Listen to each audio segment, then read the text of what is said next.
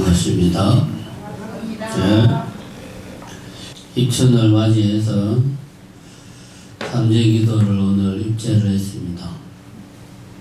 매년 하는 이야기지만 삼재기도의 의미라든가 이런 이야기들을 우선 짧게 하고 들어가도록 하겠습니다.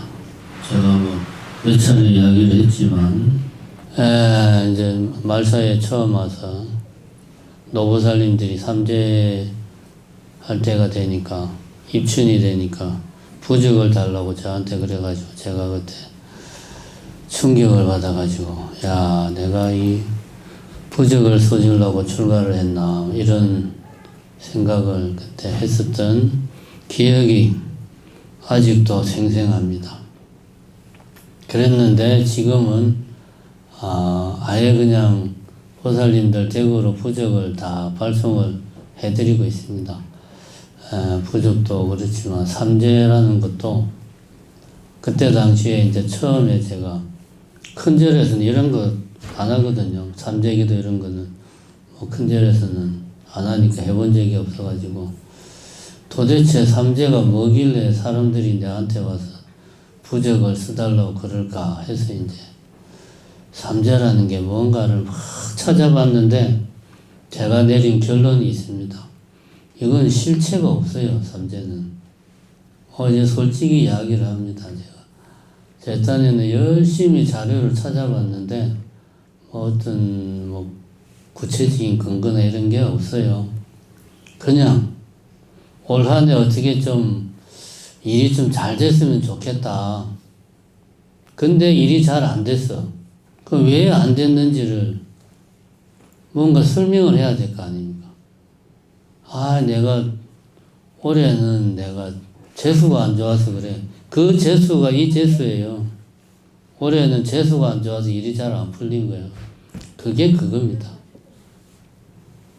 이렇게 말하면 그러면 삼재는 삼재기도 할 필요가 없네 라고 우리가 생각할 수가 있습니다.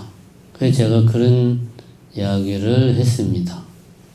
노보살님들이 왜 그렇게 절에 오셔가지고 지금 그분들은 아마 가신 분들도 많을 거고 아니면 이제 움직이기가 힘이 들어가지고 댁에 계시는 분들도 많을 건데 왜 노보살님들이 그렇게 삼재 때 와서 부적을 챙겨가려고 했나 보면 당신 좋으라고 그런 게 아니지. 아들, 손자 잘 되라고 손자가 회사에 이제 출근을 하는데 그 손자 타고 다니는 차에 부적을 다 걸어놔야 노보살님이 마음이 편해. 그래야 손자가 출퇴근할 때도 아무 일 없이 출퇴근을 하지. 그게 노보살님이 마음이 편한 거예요. 손자 걱정 때문에. 근데 부적 하나가 이 노보살님의 걱정을 없애줘요. 그러면 그 부적은 하는 게 제가 볼 때는 100배 낫습니다. 그 다음에 손자 입장에서도 운전을 하다가 그 전날 밤 늦게까지 잔업에 일을 많이 해가지고 또 회식이다 뭐다 해가지고 피곤해가지고 운전을 하는데 깜빡 졸았어. 졸다가도 그 앞에 백미라에 걸린 할머니가 주신 부적 넣는 주머니 있잖아요. 그 주머니에다 넣어가지고 그걸 이렇게 차 백미라에다가 이렇게 매달아가지고 이제 보통 다니는데 졸다가도 그거 이렇게 흔들리는 걸 보면 내가 우리 할머니를 생각해서라도 졸면 안 되지. 이런 생각을 하니까 그러면 없는 것보다 100배 낫다. 그게 부적의 힘입니다. 제가 볼 때는 그런 부적은 100배, 1000배 하는 게 좋습니다. 그게 도대체 무슨 근거가 있냐? 그 미신이다. 미신 맞아요. 미신 맞는데 내가 살아가는데 힘이 돼. 희망이 돼. 그러면 그거는 나에게 좋은 겁니다. 미신이라는 거는 제대로 믿지 못하는 거지. 올바르게 믿지 못하는 거지. 내 마음이 불안하고 두려워서 내가 정확하게 제대로 믿지 못할 뿐이지 내 마음의 불안을 다스리는 어떤 좋은 수단이 있다. 필요한 건 하는 게 좋습니다. 그 하나의 부적을 차 백묘래에 거는 것, 그거 하나만으로 이 마음속에 씻어낼 수 없는 불안, 두려움, 걱정을 씻어낼 수가 있다. 그러면 그거는 하는 게 좋다. 그런 이야기를 했습니다. 오늘 아침에 이제 본문을 뭐랄까 생각을 하다가 도대체 왜 우리 사람들은 불안한 마음이 생길까? 왜 사람들은 불안해할까? 왜 사람들은 두려워할까? 왜 사람들은 화를 낼까? 왜 사람들은 좌절하고 절망하고 그렇게 할까? 남 이야기가 아니죠. 당장 저만 해도 오늘이 삼재기도 입제하는 날인데 해년마다 오시는 분들이 줄어들어. 그럼 올해는 좀 올까 싶었는데 그냥 새벽부터 눈이 오니까 그때부터 올해도 또 사람들이 별로 안 오겠네. 눈까지 와버리니 이건 올 삼재도 또 그냥 별 볼 일 없겠구나. 이런 또 생각도 들고 그래도 좀 오지 않을까 희망도 가졌다가 얼마나 올까 괜히 쓸데없는 걱정도 하다가 요게 사람 마음입니다. 왜 그럴까 사람 마음이 왜 불안해하고 두려워하고 걱정하고 화내고 슬퍼하고 도대체 왜 그럴까? 안 그러면 마음도 편하고 좋은데 그죠? 얼마나 마음 편하고 좋습니까?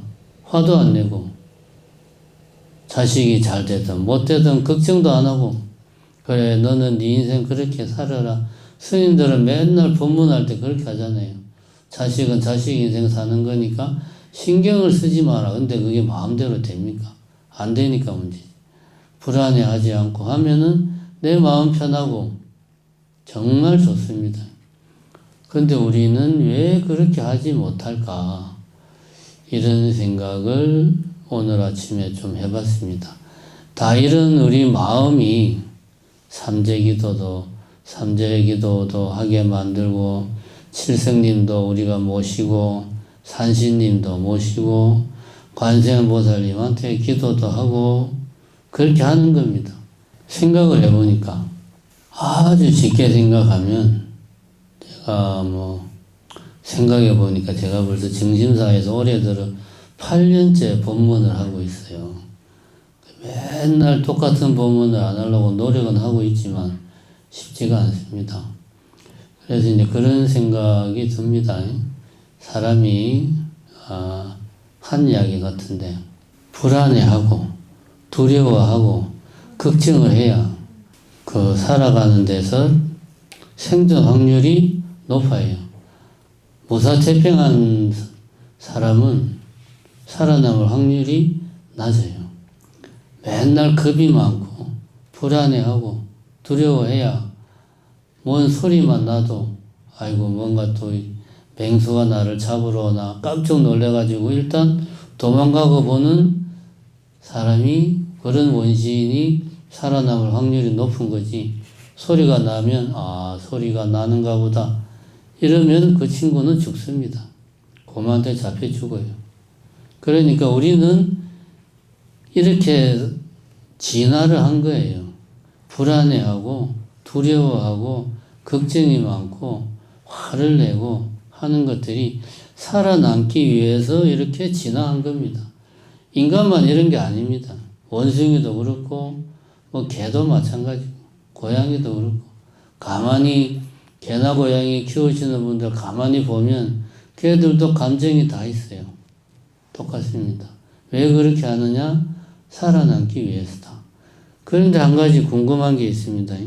살아남기 위해서 이런 감정들이 우리가 진화의 과정에서 수십만 년을 수백만 년을 인간이 진화를 하면서 살아남기 위해서 이런 감정들 한마디로 말해서 부정적인 감정을 우리가 몸에 지니고 이렇게 살게 됐는데 왜 부처님은 이런 감정들 다시 말해서 번뇌를 뿌리를 뽑으라고 하는 거냐.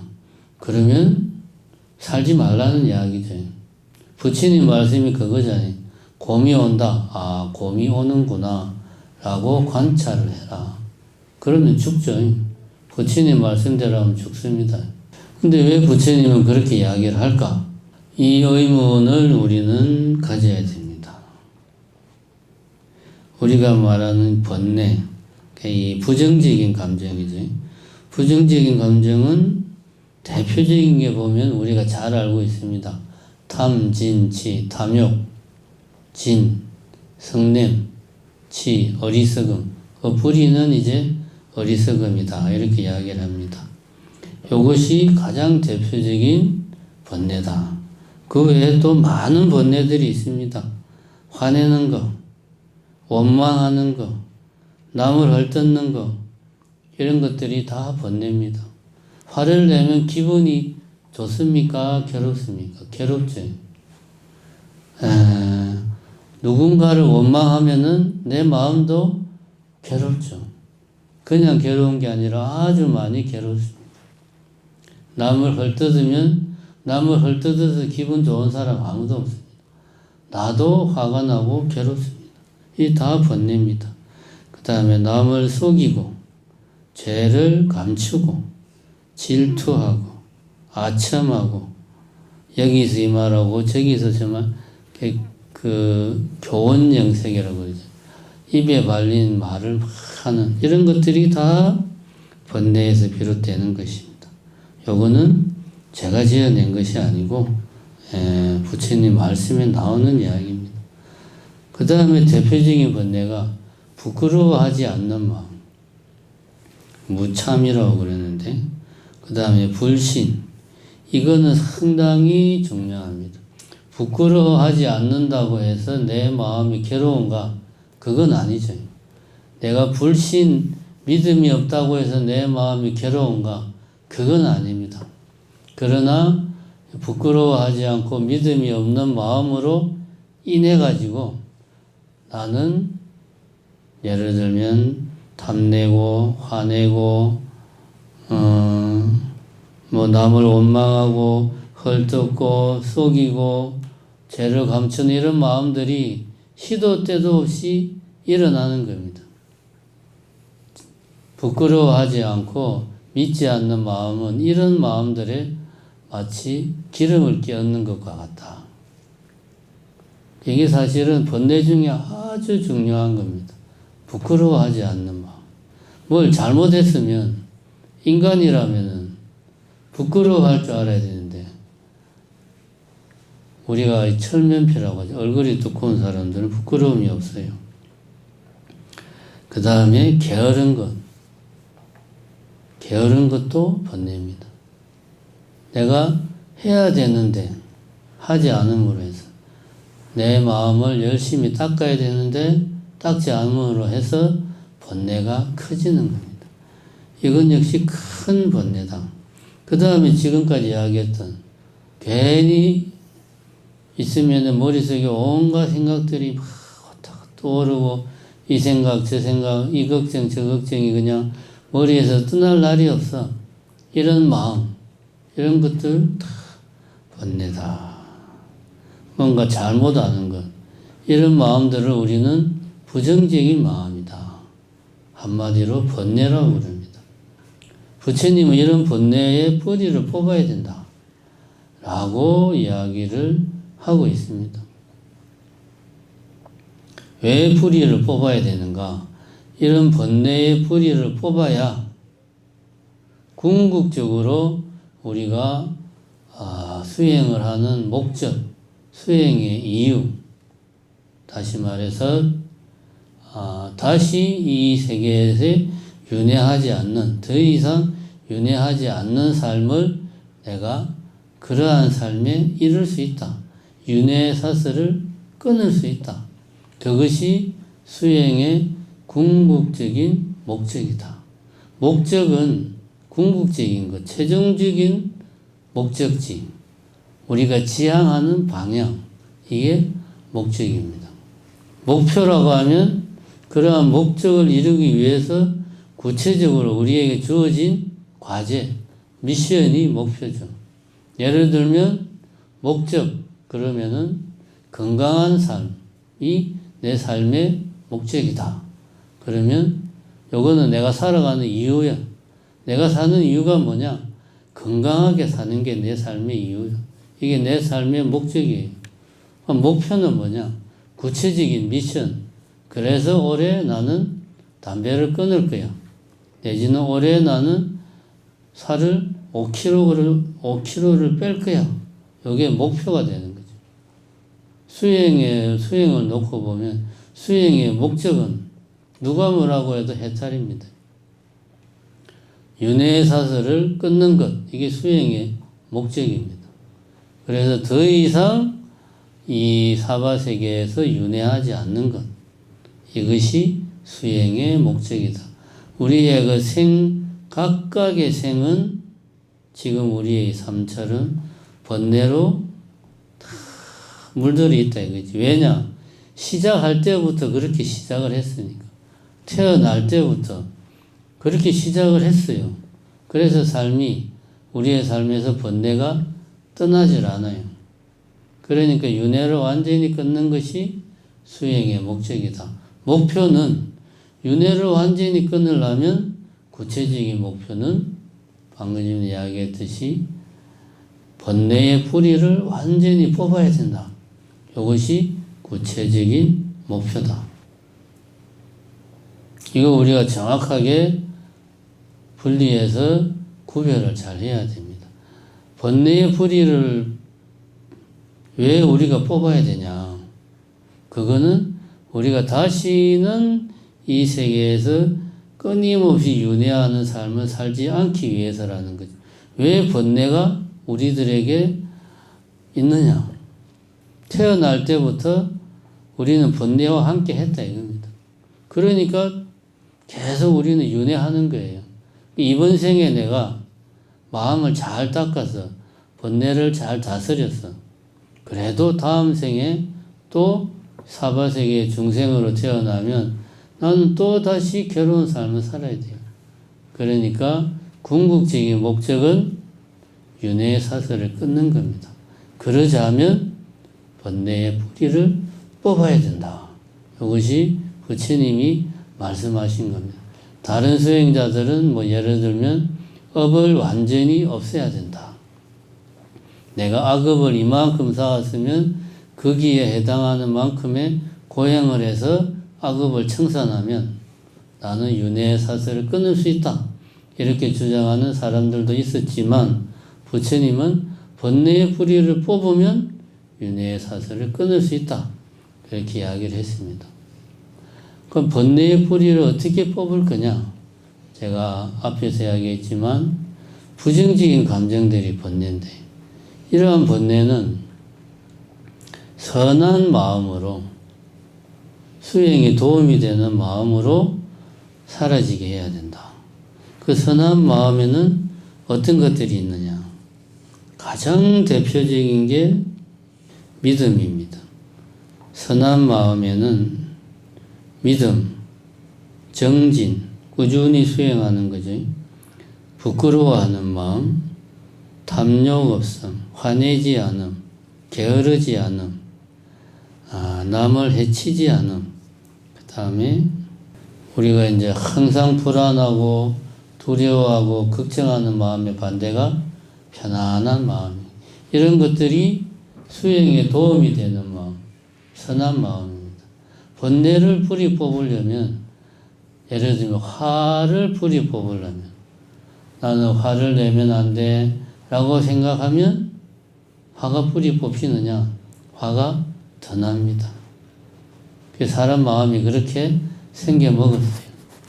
그거를 심리학에서 뭐라고 그러는데 까먹었어요. 예를 들어서 그런 거죠. 사람들에게 이렇게 주문을 하는 거죠. 자, 지금부터 코끼리를 생각하지 마세요. 그러면 오히려 더 코끼리를 생각하게 돼요.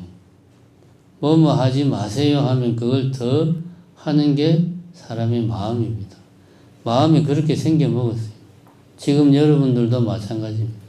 내가 코끼리를 생각하지 마세요 라고 말하면 마음속으로 괜히 코끼리가 머릿속에 떠오른다 이거지. 화를 내지 마세요 하면 화가 더 나요. 불안해하지 마세요 하면 더 불안해. 슬퍼하지 마세요 하면 더 슬퍼. 그게 사람 마음입니다. 그러면 어떻게 해야 되나? 선한 마음으로 부정적인 마음을 사라지게 해야 된다. 선한 마음 중에 가장 큰 게 믿음이다 이거지. 믿음은 종교적인 믿음만 말하는 게 아니에요. 저 사람이 말한 대로 하면 내가 서울로 갈 수 있다 라고 하는 그 사람의 말에 대한 믿음. 예를 들면 어떤 사람이 나에게 길을 알려줬어. 그 사람 말을 믿으면 나는 그 사람 말을 듣고 그 사람이 시킨 대로 길을 가가지고 무등산 정상까지 서석대까지 갈 수가 있어. 근데 그 사람의 말을 안 믿어. 그러면 내가 서석대까지 갈 수 있을까요? 못 가지. 가다가 그 양반 말이 맞나? 의심이 들면 시키는 대로 안 하죠. 그 사람 말대로 안 합니다. 다른 길로 가요. 그러면은 무등산 정상까지 못 가요. 믿음은 종교에 국한되는 게 아닙니다. 우리가 뭔가를 하고자 하면 반드시 믿음이 필요하다. 왜냐? 뭔가를 한다는 말은 그 뭔가는 지금 여기에 없는 거예요. 말하자면 나는 지금 여기 정심사에 있는데 무등산 정상에 가고 싶다. 이게 뭔가를 하고 싶다는 거지.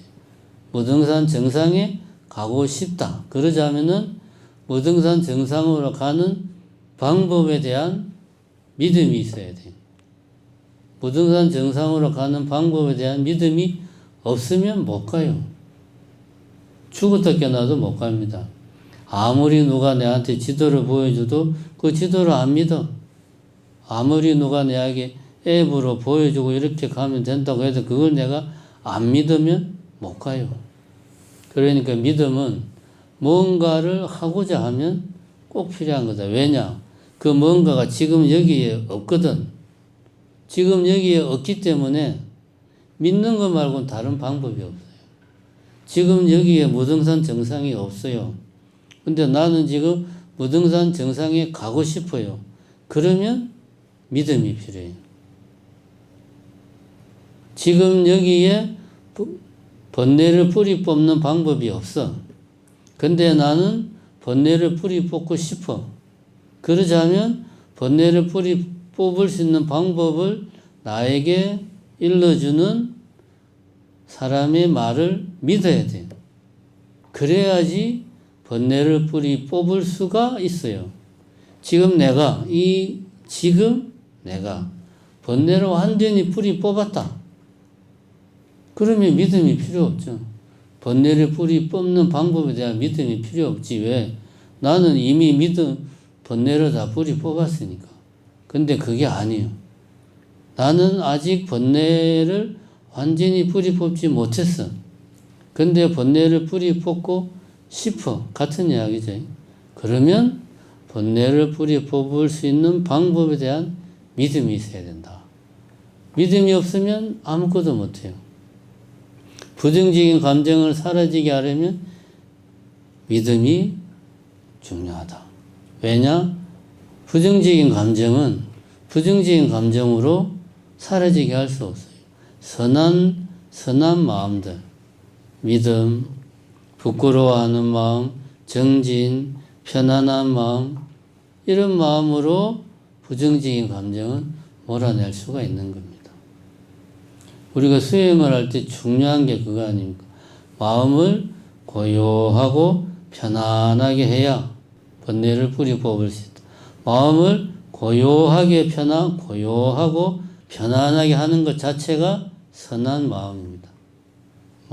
경안이라고도 말하고, 이런 걸 하려면 내가 열심히 노력해야 돼요. 이게 불방일이죠. 이게 선한 마음입니다. 열심히 정진을 해야 되죠. 이게 선한 마음입니다. 이렇게 해야 되는데 내가 게을러서 못했어. 그래서 부끄러운 마음이 들어. 이게 선한 마음입니다. 이런 선한 마음이 있어야 내 안에서 번뇌를 뿌리 뽑을 수 있다. 번뇌는 선한 마음으로 뿌리를 뽑는다.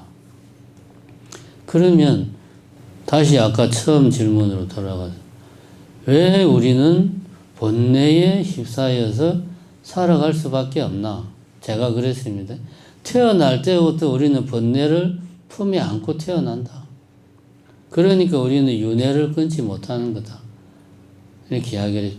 왜 우리는 태어날 때부터 번뇌를 품에 안고 태어나느냐?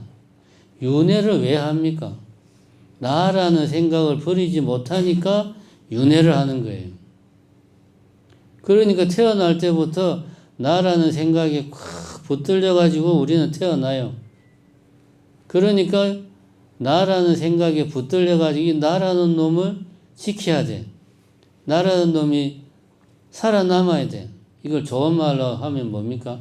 생존 전략이지. 그러니까 우리는 살아남기 위해서, 다시 말해서 불교적으로 말하면 나라는 놈을 지키기 위해서 화도 내고 걱정도 하고 불안해하고 슬퍼하기도 하고 오만 감정들을 다 동원하는 겁니다. 그러면 이런 부정적인 감정들을 다 몰아내면 어떻게 생존할 수 있지? 중생들은 나라는 놈을 지키고자 하는 마음으로 살아가요. 근데 번뇌의 뿌리를 완전히 뽑아버리면 이 나라는 놈을 지킬 필요가 없어. 그러면은 번뇌의 뿌리를 완전히 뽑아서 더 이상 윤회를 하지 않는다. 윤회의 사슬을 벗어버린다. 그러면 죽어서 다시는 태어나지 않는다는 그런 말인가? 그럼 나는 다시 태어나지 않기 위해서 수행한단 말인가? 그건 너무 허탈하죠, 산다는 게. 그래서 우리가 본받아야 할 것은 보살의 삶을 우리는 본받아야 된다. 우리 중생들은 나라는 놈을 지키기 위해서 아둥바둥 하면서 고통과 번뇌 속에서 살아가는데 우리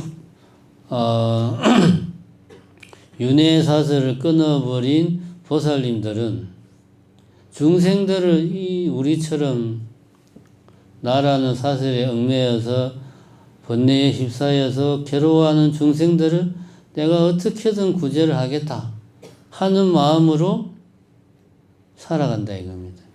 나라는 놈이 없어지면 윤회의 사슬을 끊어버리면 아무것도 없는 거 아니냐. 그게 아니고 그때부터 진정한 삶, 보살의 삶이 시작된다. 그때부터 참된 삶이 시작된다. 이것이 진정한 수행의 목적이다. 우리가 지향하는 바는 보살의 삶이다. 오늘은 삼재기도를 시작하는 날입니다.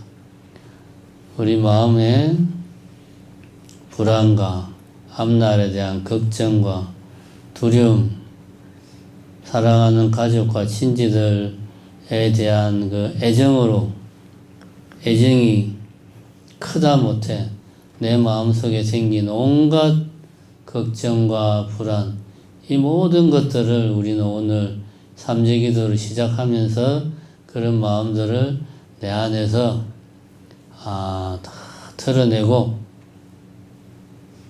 이 일을 계기로 해가지고 앞으로는 지금 나는 중생이지만 우리는 멀리 보면 보살의 길을 가야 된다 하는 것들을 다시 한 번 더 깨우치는 그런 시간이 우리가 됐으면 좋겠습니다.